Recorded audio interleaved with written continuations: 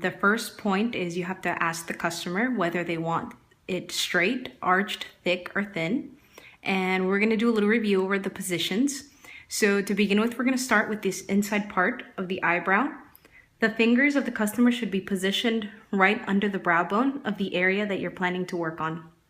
The other hand is going to be positioned directly in front of it or directly opposite of it. That way it'll hold it. You don't want to move it too down because you could potentially stretch the skin. And you don't want to put it too high because it will interfere with you. As you move along, you will place the hand under the area you will be working with the top hand directly across from it until you move on to the tail and you continue on. To get the arch, it's very important that you position the fingers exactly where they need to be.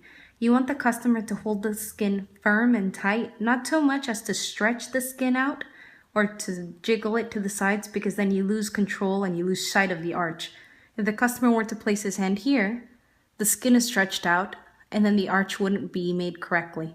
So you want them to place it, just tight enough that they can sustain it without moving the arch around or changing the shape. To make the perfect shape, you have to know what the customer wants. This portion right here where she has the thread on, you're going to want to hold it straight. Same as in this portion, you're going to want it straight as well, straight across that you can pluck the hair. And also on the bottom, you also want to maintain the straightness on that side and on the inside of the tail. For the arch part, the tricky part, you want to slowly arch the thread. You don't want to do it too fast so that you get that perfect arch. You don't want it to come out like an inverted C shape. You want to not take too much hair off the end. That's why we maintain the straightness so we get that long tail-like feature. Okay, the middle part is also very important. You want the thread to be straight across. You don't want to curve it, and you don't want a big gap either. Ideally, you would like to follow the lines of the nose bone, take off only a little bit portion so the nose continues getting that long elongated look. You're going to put one portion, you're going to tighten it in between your teeth, and then the second portion, you're going to wrap it around your hands multiple times to create this little area right here of tightened string.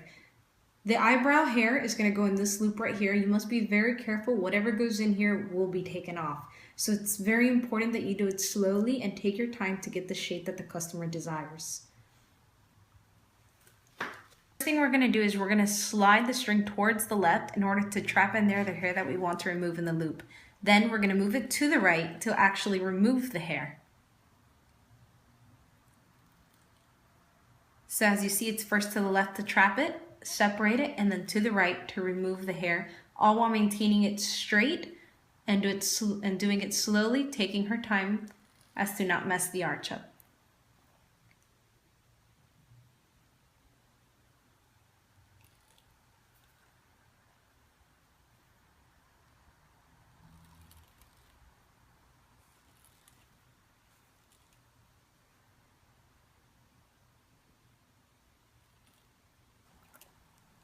So as we said before, we're going to hold the skin tightly as to not stretch it out directly in front of each other.